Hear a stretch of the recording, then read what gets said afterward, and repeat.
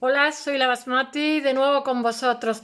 Hoy os voy a hablar de la arquitectura entre el 1990 y 2000. He de deciros que tengo que hablaros varios días, puesto que es un tema muy no complejo en absoluto. Es el cambio de siglo y eso supone, yo qué sé, pues por ejemplo que España ha dejado de tener una dictadura en un momento dado, entonces los 80 son una década prodigiosa, por decirlo de alguna forma, y los 90 son épocas pues de las Olimpiadas de Barcelona y de la exposición de Sevilla, de montones de cosas. He de deciros que hoy no voy a hablar, hoy voy a hablar un poco a nivel general pues de Herzog de Meuron, Zaha Hadid, Jean Nouvel, ¿cómo se llama? Álvaro Siza. Voy a nombrar unas cuantas cosas por encima, pero claro, tengo que hablar un poquito también de España otro día porque ya os dije el otro día con los museos que ya España está en el mapa, por decirlo de alguna forma, y claro, vosotros tenéis que tener en cuenta que como siempre digo la frase de que no hay nada por generación espontánea, pues estos españoles beben en, yo qué sé, en Fernández de Alba, Oriol Bohigas, tantos arquitectos maravillosos que algún día tengo que hablar solamente de ellos porque son excepcionales. Mi decano, Ramón de Soto, fue el niño bonito, el muso de Fernández Alba y la verdad es que lo agradecimos a sus alumnos puesto que tuvimos muchísima influencia del conocimiento arquitectónico, de la distribución espacial, etcétera, y aquí estoy yo como producto de ese labón largo de la cadena. Bueno, he de deciros que en esta época, espaciotemporalmente, no quiero hacerlo hoy muy largo, quizás mañana hable un poquito más, porque si no, no me va a dar tiempo a contaros las cosas, pero como siempre hay que decir algo, bueno, pues siempre yo contaría las películas que vi en esa época que me encanta, pero bueno, hay que contar el Tratado de Maastricht, el que Frank Sinatra muere, el que Diane, ¿cómo se llama? Y Dodi Al-Fayed tienen un accidente, el que la guerra de Yugoslavia, que en los 89-90 tenemos la reunificación alemana, que eso también es un campo de experimentación para los arquitectos que se enfrentan en los proyectos como Berlín Alexanderplatz, y donde están ahí luchando los deconstructivistas con los racionalistas, etcétera, y a ver quién se lleva a ver quién se lleva el pescado más gordo. Pero la verdad es que después en esta reconstrucción que se hace de Berlín, los resultados son maravillosos, por esto que todos los arquitectos, lo mejor, lo más granado de todos los lugares del mundo, trabajan allí y se agradece porque lo que dejan es maravilloso.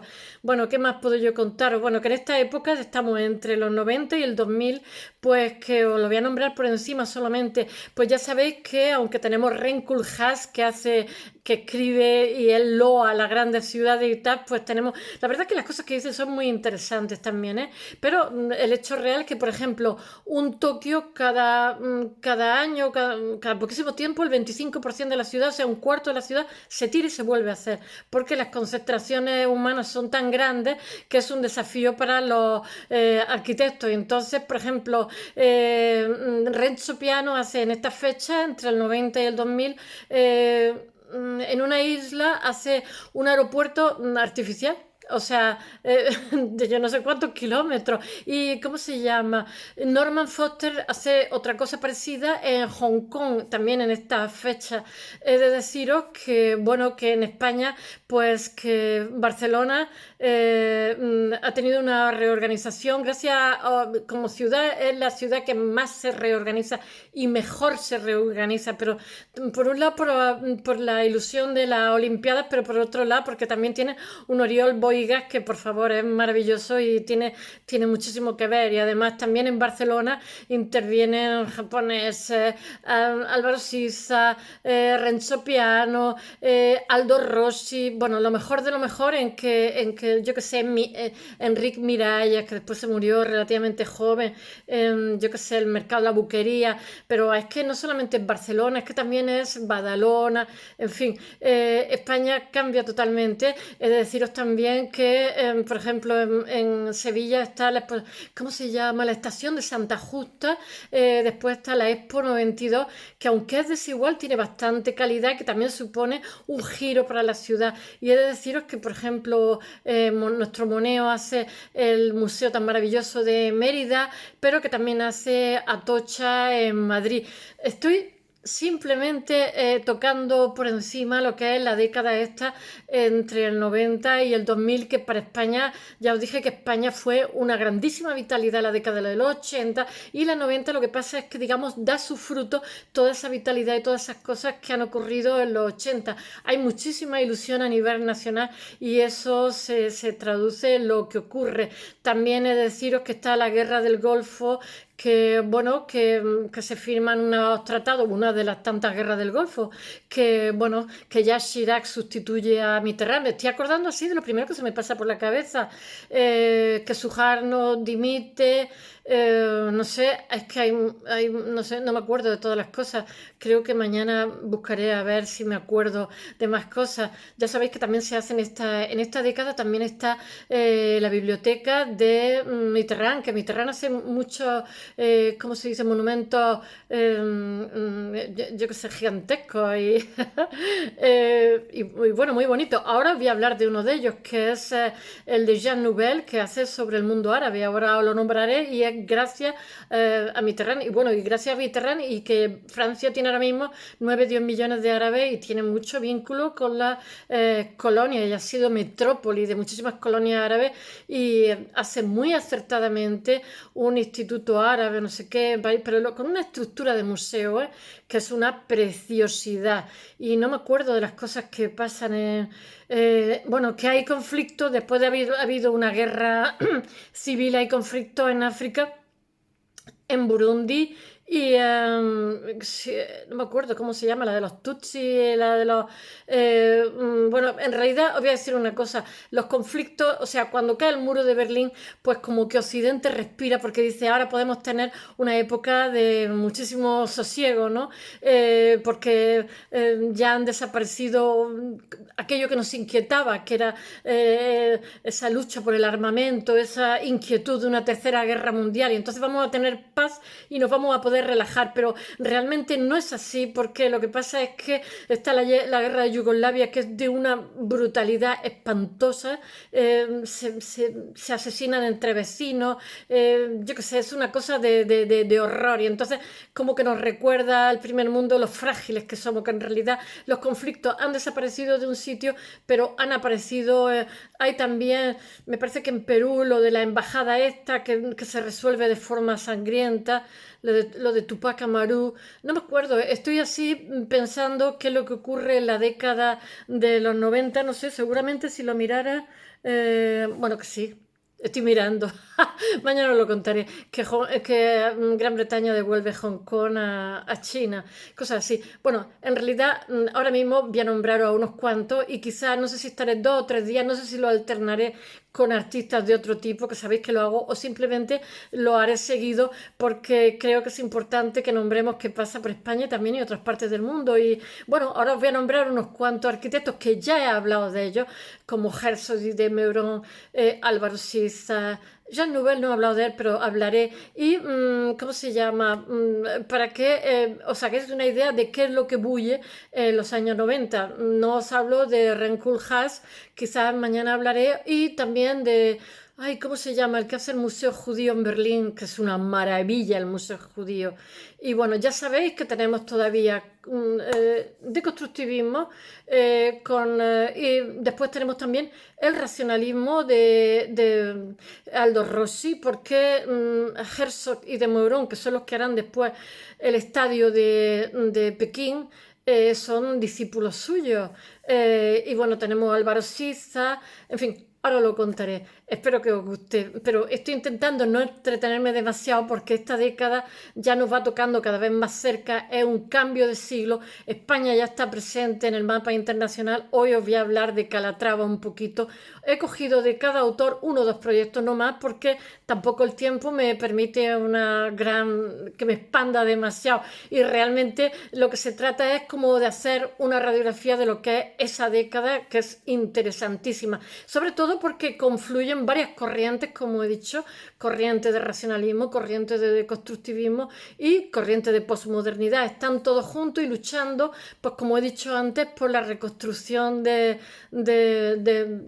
Berlín, porque se ha unificado Alemania en esta época. Es un motivo de alegría para todos el que se democraticen los países del este, que la misma Unión Soviética se abra, y todo eso pues para Occidente es como estar de enhorabuena, pero ya os digo que realmente los conflictos pasan de un sitio a otro. O sea, la guerra de Yugoslavia es desastrosa, es de un sadismo brutal. Lo que pasa en Sarajevo, yo que sé, me estoy acordando que lo que ocurre en esta época es que, por ejemplo, Francia abastece vía aérea a la ciudad de Sarajevo. Fue terrible. Yo hasta dejé de leer una temporada porque cada día que leía me entraban ganas de llorar de las cosas. Claro, nos tocaban muy cerca, todo hay que decirlo, y quizás era un país desarrollado. Esto pasa en África, estamos menos informados, pero era un país desarrollado y continuamente nos estaban contando cosas y te dan unas ganas de llorar que para qué. Bueno, vamos allá. Con la caída del muro de Berlín, como he dicho, parece que los conflictos entre las superpotencias pues dejan de ser lo que eran, o sea, dejamos de sufrir. Ay, empiezo a sufrir calor cuando me pongo a hablar con vosotros. Mis gatos están durmiendo. Hoy, como es tarde, han decidido que pasan de mí. Bueno, da la impresión en esta década que se disfruta de una paz y que podemos relajarnos, pero eso no es así, porque realmente la polarización anterior del mundo entre este y oeste ahora desaparece, pero ahora, como si dijéramos, el bien y el mal está como más disperso. Hay infinidad de conflictos, con lo cual significa... Bueno, se me olvidó decir que Bill Clinton en esta época es presidente. Fue quizás de los mejores presidentes que hay en la historia, y le buscaron el esqueleto del armario, no se lo pudieron perdonar. El escándalo que le hicieron con la Nebrisky, no sé cómo se llamaba, fue de una gestión económica excepcional. Bueno, sigamos. Bueno, que en esta época pensábamos que todo ya iba a ir sobre miel sobre hojuelas, pero resulta que no. Que los conflictos ya se van a Oriente, se van a África, se van a Sudamérica, y que no hay tranquilidad. La guerra civil de Yugoslavia nos recuerda lo vulnerables que somos cuando lo creíamos que estaba ya todo resuelto. Y el sureste asiático está también que huye, como África. En fin, que los conflictos este-oeste pues que han pasado a dispersarse por todo el globo, como he dicho. Y bueno, que los problemas sociales y los conflictos étnicos pues hacen que las naciones más desarrolladas occidentales pues que tengan que tomar posturas, por decirlo de alguna forma. No pueden estar totalmente pasivas las grandes naciones industriales ante todo que se alinean a favor de uno o a favor de otro. Entonces resulta que la década de los 90 es una década de ruptura y también de cambio, y entonces perviven, como he dicho, el deconstructivismo de Frank Gehry, el racionalismo de Aldo Rossi, están ahí latentes. Y bueno, he de deciros que también es una época de high-tech. Ya sabéis que el high-tech se había empezado a hacer Richard Robert, y que el otro día Richard Robert, pobre, lo puse que se había muerto. Gracias al que me lo ha dicho. Ya sé que no se ha muerto porque hizo el Channel 4 o algo así. Se me fue de la cabeza. Pensaba en Rice, que era ¿cómo se llama? El ingeniero de Zaha Hadid, que pensaba que se había muerto. Bueno, Richard Robert y Norman Foster, recapitulo, están haciendo arquitectura high-tech desde los años 70 y van a más con el tiempo. Ahora harán también la high-tech. La high-tech, la crítica que ha tenido siempre es que es una arquitectura, es muy bonita, es espectacular, pero que depende mucho de los aire acondicionado, depende muchísimo, es una arquitectura cara de hacer y cara de mantener. Y entonces, claro, ¿qué es lo que pasa? Que con el tiempo también, ay, que me estoy colando, el tema, estaba sentado en una esquina, el tema de la ecología ha ido avanzando, calando en la sensibilidad pública. Entonces, claro, al ser presupuestos que dependen mucho de los aire acondicionados, que son caros de mantener, que son poco sostenibles, pero como ellos son listos, han ido haciendo investigación y demandando tal para que los edificios que hagan y los proyectos que hagan sean más sostenibles. La high-tech, a mí me parece preciosa, ¿eh? Norman Foster trabaja muchísimo en bueno, trabaja en todo el mundo, pero trabaja mucho, él tiene mucho vínculo con Hong Kong. La verdad, a mí me encanta. En Londres ha construido muchísimo. De hecho, la reina lo ha hecho Marqués no sé, Bank, ya sabéis que es la margen del río, no sé qué Bank, Side Bank, no sé, de no sé qué parte del río, porque él cuando esa zona que estaba muy deprimida hizo determinados proyectos y entonces se ha revitalizado y se ha puesto una zona de moda preciosísima. Entonces la reina se lo ha agradecido. A mí eso me gusta, me encanta que sean así. Bueno, he de deciros, voy a hablar un poquito del vidrio. He de deciros que, bueno, que desde 1851, tengo que mirar la fecha, Joseph Paxton empieza a hacer, me parece que es lo que hay en Inglaterra, con, no sé, en Brighton, no estoy segura, que después tengo ahí mis detractores, pero se lo agradezco que me recuerden cosas. Voy a leerlo. En 1851, Crystal Palace de Joseph Patton, o Paxton, perdón. Y después tenemos después estoy siguiendo el hilo de la historia, el Grass Pavilion de Bruno Taut, que de eso hablaré, de eso hablé y volveré a hablar más despacio. Y después tenemos la National Gallery de Berlín, de Mies van der Rohe. Estoy en el hilo argumental. Bueno, y después llegamos esto es todo lo que se construye con vidrio. Y ahora os voy a hablar de Jean Nouvel, que en Barcelona, iba a decir en Valencia, en Barcelona tiene la Torre Akbar, como sabéis, ¿no? Y bueno, pues que estamos en la década entre los 90 y el 2000 y Jean Nouvel explota, por decirlo de alguna forma. Voy a poner unos cuatro arquitectos que son los que destacan en esta época, pero que también mañana os hablaré de otros arquitectos posiblemente españoles y también algunos extranjeros. Es que esto me lleva como varios días, no lo puedo hacer, aunque pase rápido, no lo puedo hacer solamente de uno porque me tiraría hablando 2-3 horas, como poco. Bueno, Jean Nouvel tiene el instituto, no sé qué, del mundo árabe, se llama IMA, el acrónimo es IMA en inglés, IMA, entre 1881 y 1887.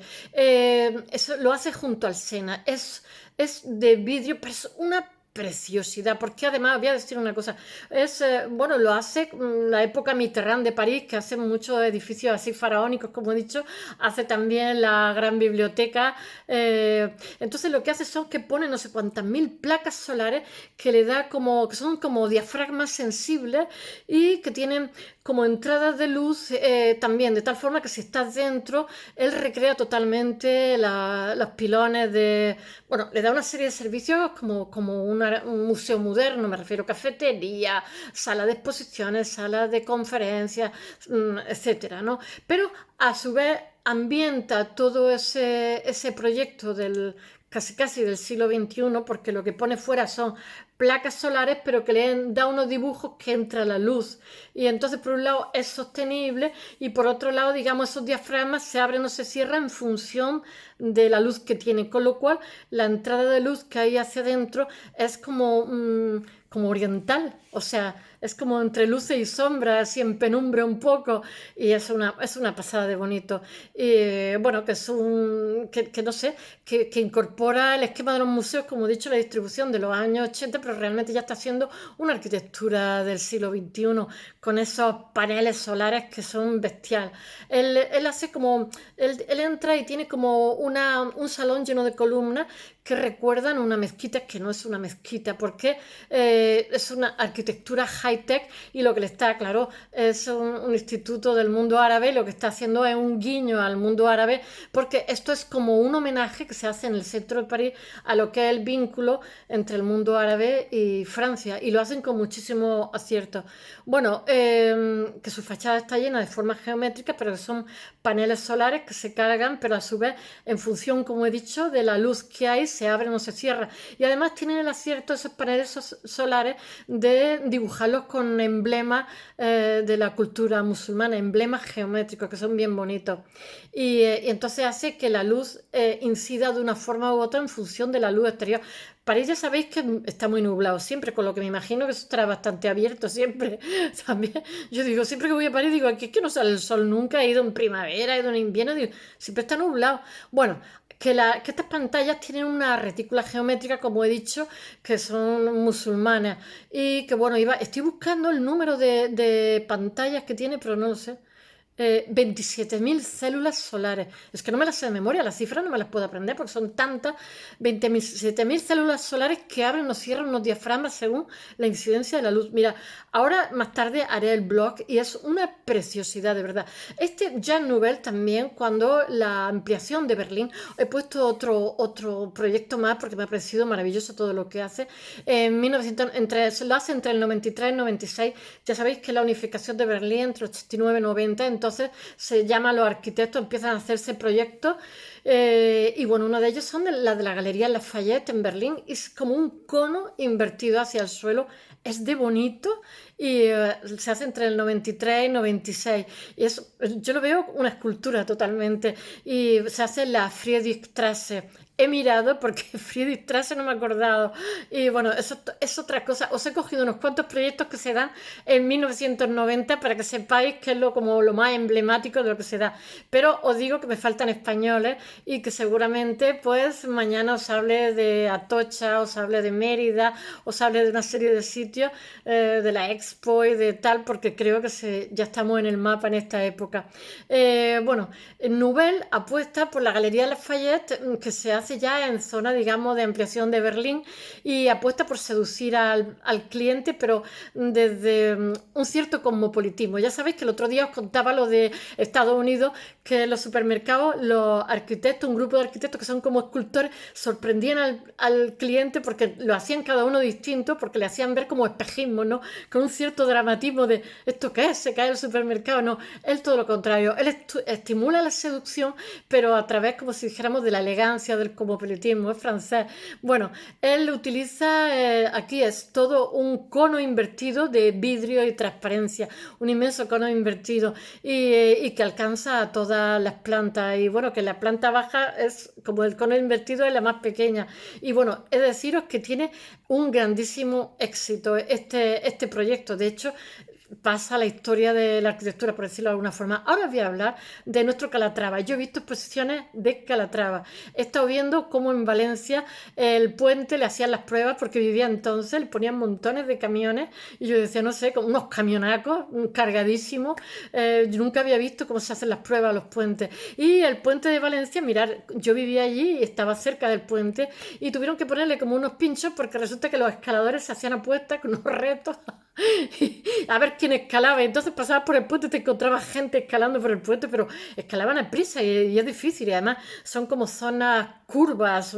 Era peligrosísimo porque alguno de ellos se cayó también. Bueno, he de deciros que Calatrava está casada con una chica rica, creo que judía, hay que ver los cotilleos, es que he vivido en Valencia, de Ginebra, pero aparte de todo, él es ingeniero y es, ¿cómo se llama? Arquitecto. Entonces, cuando la Expo de Valencia, yo me sé unos cuantos cotilleitos de Calatrava, la Expo de Sevilla, perdón, los sevillanos, él no era profeta en su tierra, ¿eh? Él trabajaba en el extranjero y trabajaba afuera. Entonces hubo tal éxito de un puente de la Expo, le llamaban el puente de la Expo, tenía otro nombre totalmente diferente, que es el que unía la isla con la Expo.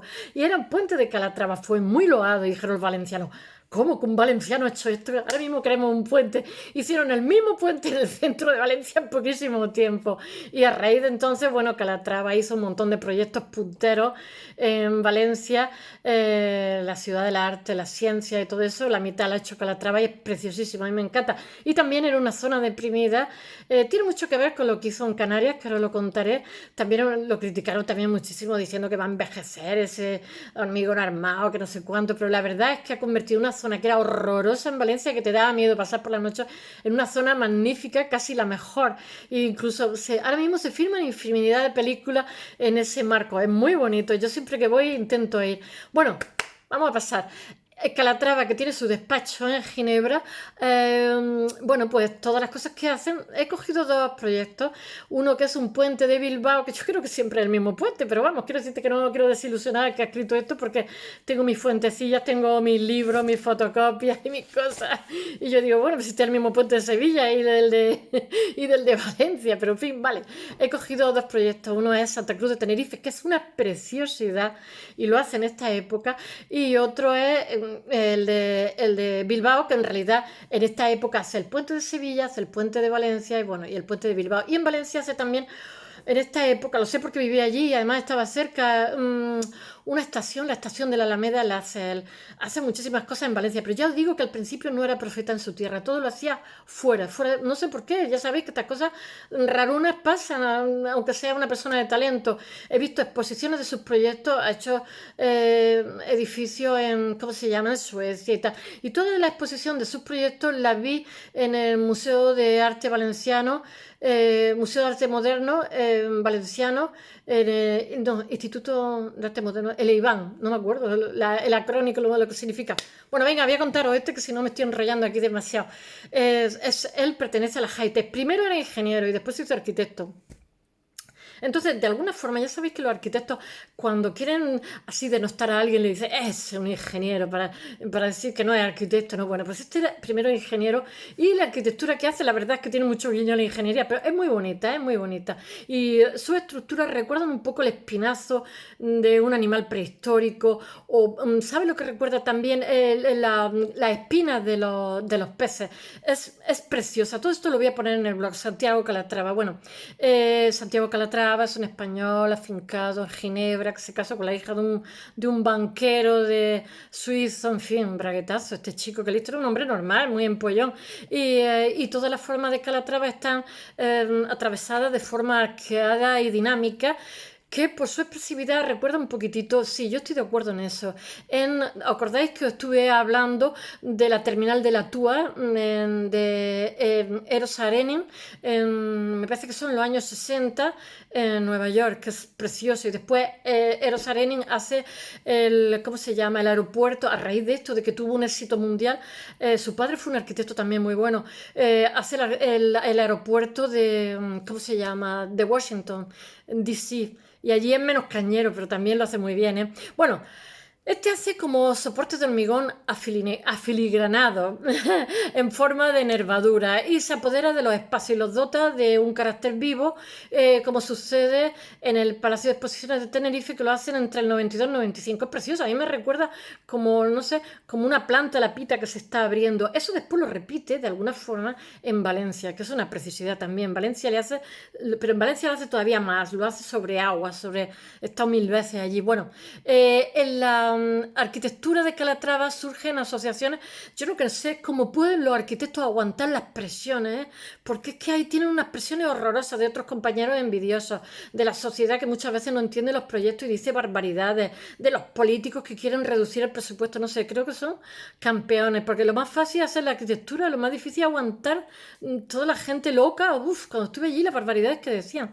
Bueno, que se hacen asociaciones con el espinazo de un animal prehistórico, con la espina de los peces, como he dicho.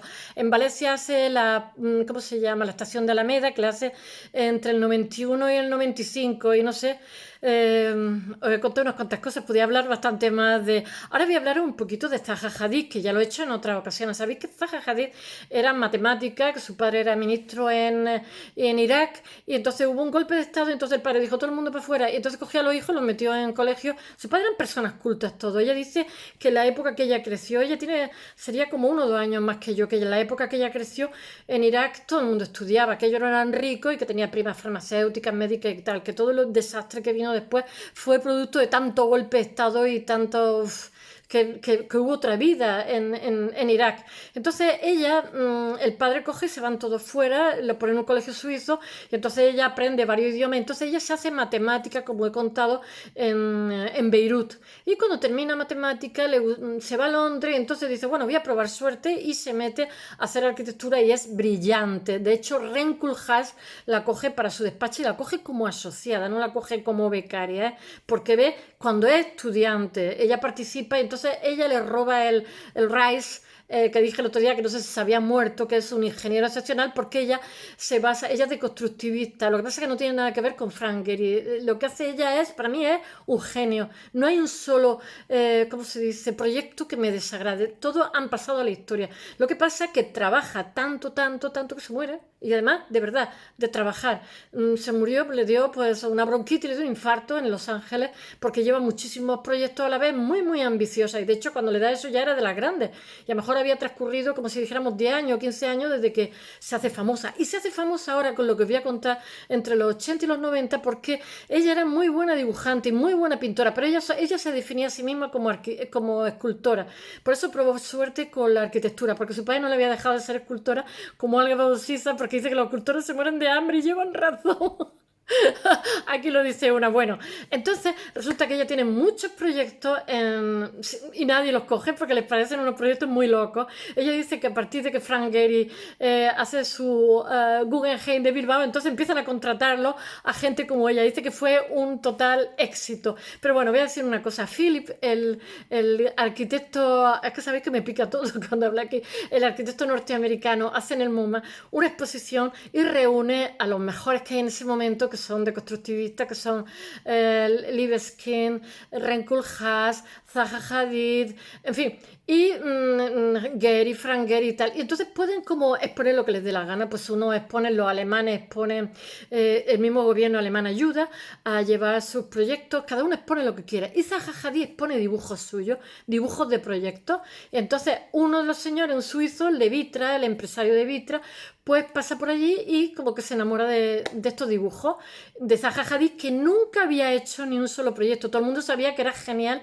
pero lo mismo que también era genial la Torre Tatlin. Ya sabéis que los de constructivistas, en vez de basarse en la modernidad de los cubos sobrios, se basaban en el constructivismo ruso de los años 20. Bueno, en realidad la modernidad también es de los años 20. Entonces ellos tienen como otras, como dije el otro día, otras premisas. Y entonces, bueno, pues lo que hace ella es como muy loco, pero después resulta que este señor la contrata para que haga el primer proyecto que hace en Vitra, en Basilea, que es una empresa, pues es una casita que tiene un receptáculo que es para tener ¿cómo se llama?, los coches por si se les quema la fábrica. Él tiene sus propios bomberos y entonces, ¿sabes qué nivel de vida tienen? Madre mía, Portugal no tiene bomberos en todo el país y ellos tienen bomberos en una fábrica. Bueno, entonces ella le encargan eso y le da libertad de trabajo. Y entonces ella hace un proyecto precioso, muy osado, muy atrevido, es una escultura totalmente. Y entonces lo hace para un gimnasio también, aparte de los bomberos, y un comedor para los empleados. Mirad, tiene tanto éxito la sala de bomberos para la casa de bomberos de Vitra, que a partir de entonces la contratan en todos sitios. Ella misma lo cuenta, dice, para mí fue una sorpresa porque todo el mundo me consideraba mucho, pero me decía, pobre Zaha Hadid, que es la de los proyectos locos.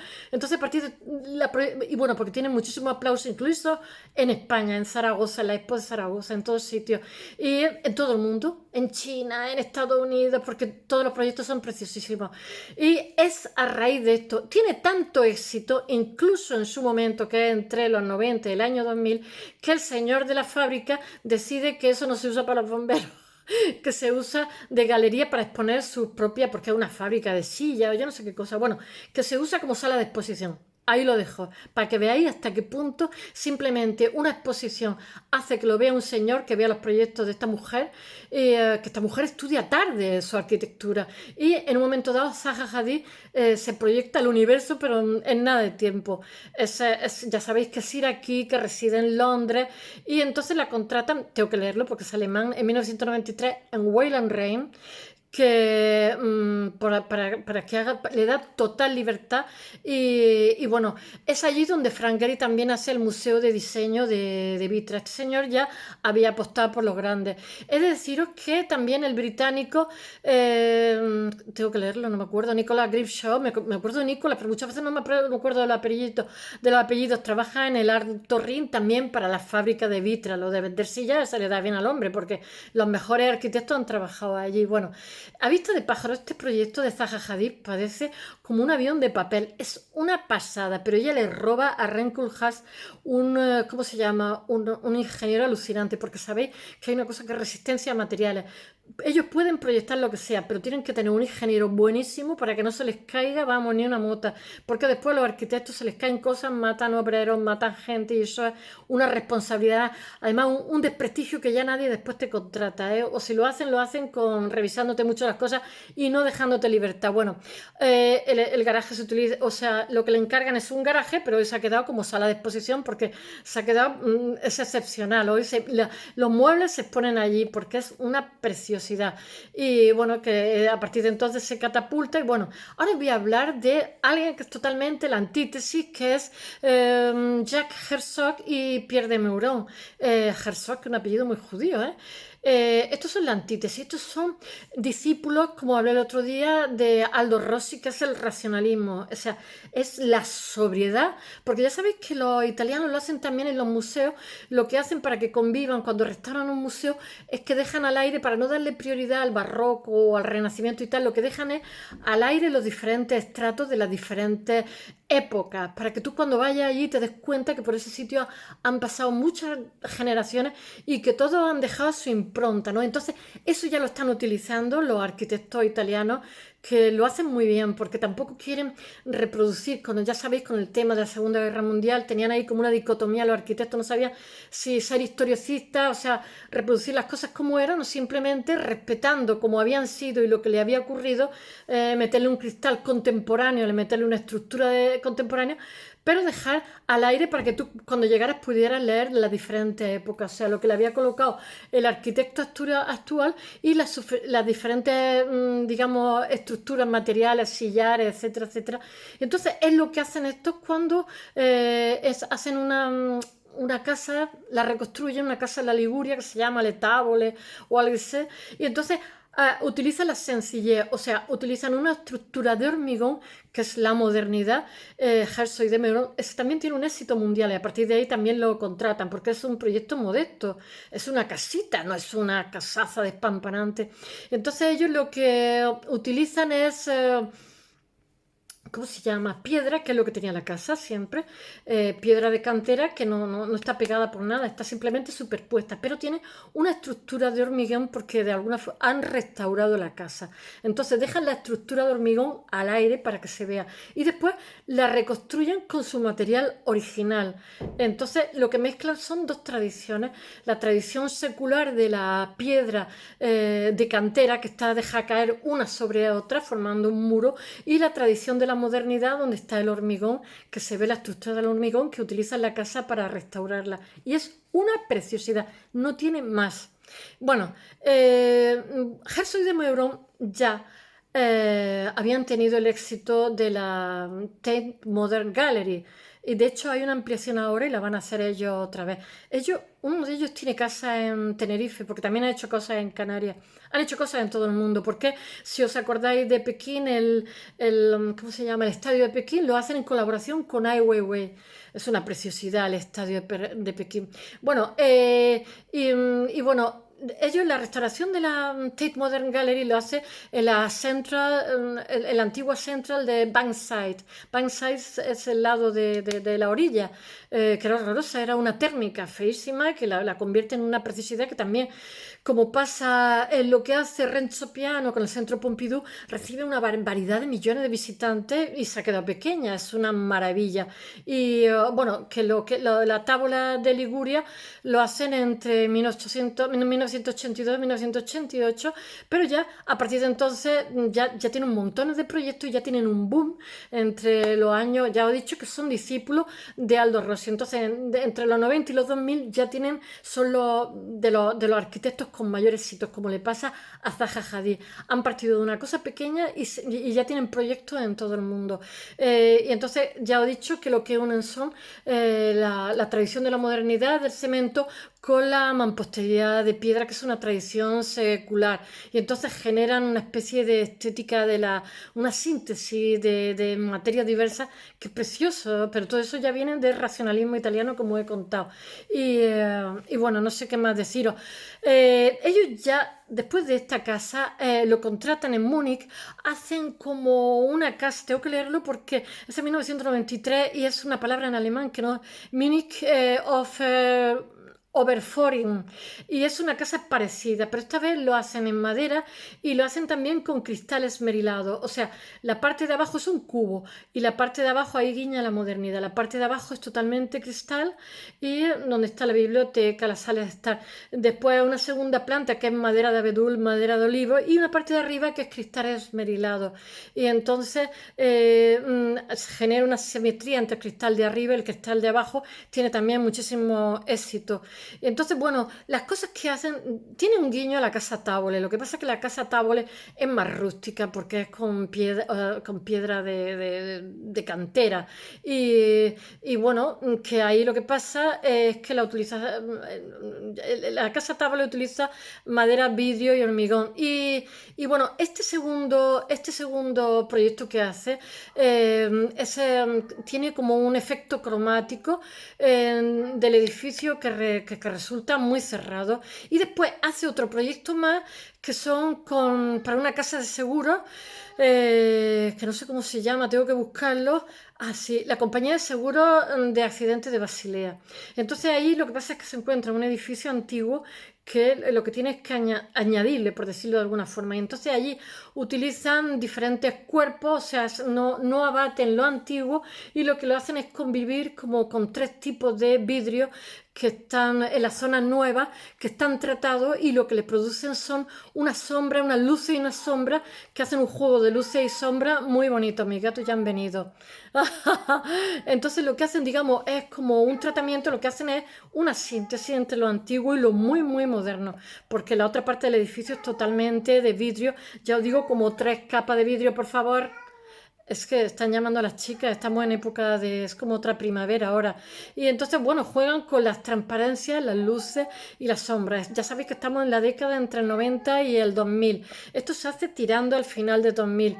Y bueno, que los reflejos y las sombras que hacen un juego interesantísimo. Y bueno, ahora llego a Álvaro Siza, no quiero extenderme más. Álvaro Siza, ya sabéis que he hablado de él, seguramente volveré a hablar de él, porque no me gustó. Álvaro Siza tiene proyectos muchísimo más bonitos y que me dejé en el tintero, pero bueno, a todo esto grande siempre te quedan cosas por añadirlo. Y entonces Álvaro Siza, que tiene también un boom porque es de los grandes en esta época, también trabaja muchísimo. Y he cogido un proyecto que es la Escuela de Arquitectura que tiene en su ciudad, que es Oporto. A mí me llamaba la atención porque he hecho convivencias con artistas que venían de escultores en Alicante y me contaban que ellos pertenecían a una facultad de Bellas Artes que era de Oporto. Y yo decía, ¿y por qué no estáis en Lisboa? Y me decía, pues los de Lisboa pintan, y nosotros solo nos dedicamos a la escultura 5 años. Y digo yo, ¡ah! Ese era mi sitio, ahí tenía que haber ido a estudiar. Y se consideran tan al lado, están enfrente uno de otro. Bueno, Álvaro Siza es de allí, de Oporto. Y entonces hace una facultad de arquitectura preciosa entre el 86 y el 95, que lo hace con una serie de prismas blancos en un terreno totalmente en pendiente que está como en el estuario del Tajo, y entonces aprovecha como el verdor que hay y la tranquilidad para que, como ya sabéis que va a haber muchísimo bullicio de estudiantes, los estudiantes puedan desarrollar su labor con relativa tranquilidad, relativa paz, totalmente viendo un paisaje precioso, y bueno, y con un proyecto que es precioso, que lo voy... Por favor. Qué escándalo tienen. Y entonces son diferentes cuerpos cúbicos, uniformes, inspirados en la tradición de la modernidad clásica. Y bueno, que tiene, lo más gracioso es que tiene como una parte como retrasada, muy bonito. A pesar de utilizarse elementos arquitectónicos estandarizados, sorprende la multiplicidad de su forma. Y bueno, no sé qué deciros, que tiene unas ventanas como transversales como muy altas, pero a su vez es que le dota la fachada como si fuera de rostro. Y bueno, es deciros que tiene también grandes zonas acristaladas y que para mí lo más importante de Álvaro Siza es que sabe sortear el peligro de la arbitrariedad cuando... A mí, para mí, yo lo veo muy estoico, Álvaro Siza. Sabe sortear el peligro de la arbitrariedad cuando se implica en riqueza de lenguaje. Para mí es un genio, ¿eh? Mucha gente dice que sus edificios tienen, pero eso lo dicen también de las Haites, ¿cómo se llama? Bueno, que sus edificios tienen goteras. Pero tengo amigos arquitectos que siempre me dicen, os lo he dicho, que lo de las goteras es una cosa como que no se controla. Muchas veces tienen historias con los promotores y tal por lo de las goteras, ¿no? Eso le pasó, no me acuerdo, a este de Haites que hace el Reichstag, no le pagaban porque tenía muchas goteras el Reichstag, cuando hace la ampliación del Reichstag. Oh, no me acuerdo.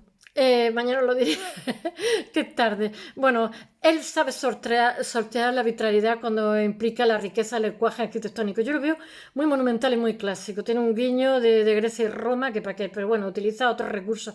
Pero Álvaro Siza es de grandísima, grandísima sobriedad en todo lo que hace.